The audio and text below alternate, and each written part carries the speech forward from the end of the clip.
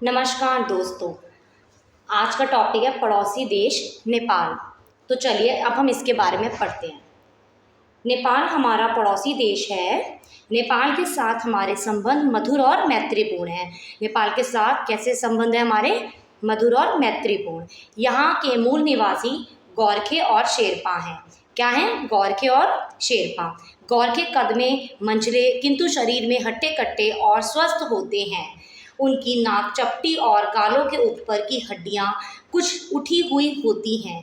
आंखें छोटी और माथा संकरा होता है। उनका रंग कुछ गेहुआ पीला होता है। इनका सबसे प्रिय हथियार खूंकरी है।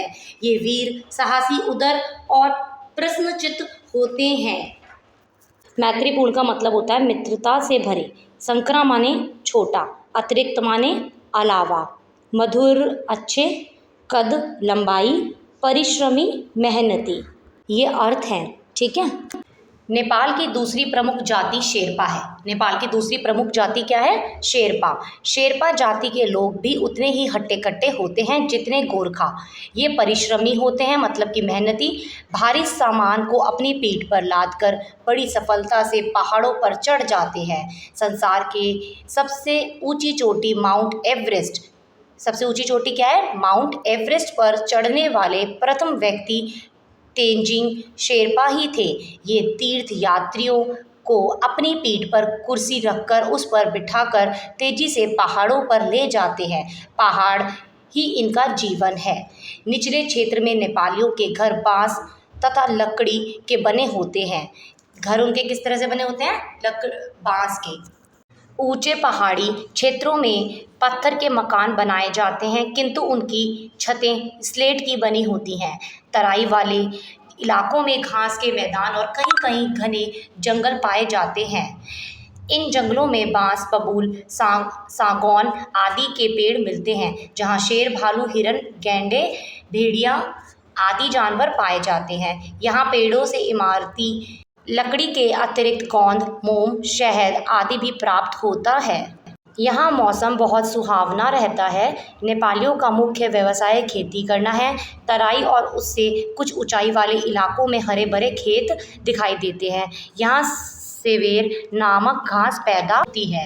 यहाँ पे किस तरह की घास पैदा होती है? सेवेर नाम की। और यहाँ पे जो नेपाली होते हैं उनका जो काम होता है वो क्या होता है? खेती बाड़ी का काम होता है। इनके घर जो है ऊंचाइयों पे बने होते हैं, तो उनकी जो छतें होती है वो कैसी होती है? स्लेट से बनी होती है। ठीक है। और ये तराई वाले इलाकों में घास के मैदान और कहीं कहीं पे जंगल भी पाए जाते हैं, और उन जंगलों में अलग अलग तरह के पेड़ पौधे भी होते हैं, अलग अलग तरह के जानवर भी होते हैं।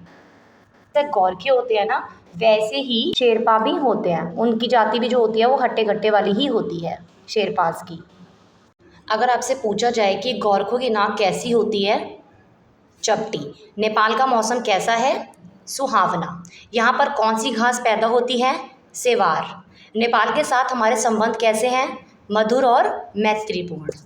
अब आगे बढ़ते हैं। इसी घास पर याक पलते हैं। याक नेपाल का सबसे उपयोगी पशु है। नेपाल का सबसे उपयोगी पशु क्या है? याक। इसे नेपाल की कामधेनु भी कहा जा सकता है। यह माल ढोने के काम आते हैं, साथ ही इससे दूध, मांस और चमड़ा भी प्राप्त होता है। इसके बाल और सींग भी बहुत उपयोगी होते हैं। याक के अतिरिक्त यहाँ गाय, बैल, भेड़, बकरियाँ और भैंस भी पाई जाती हैं।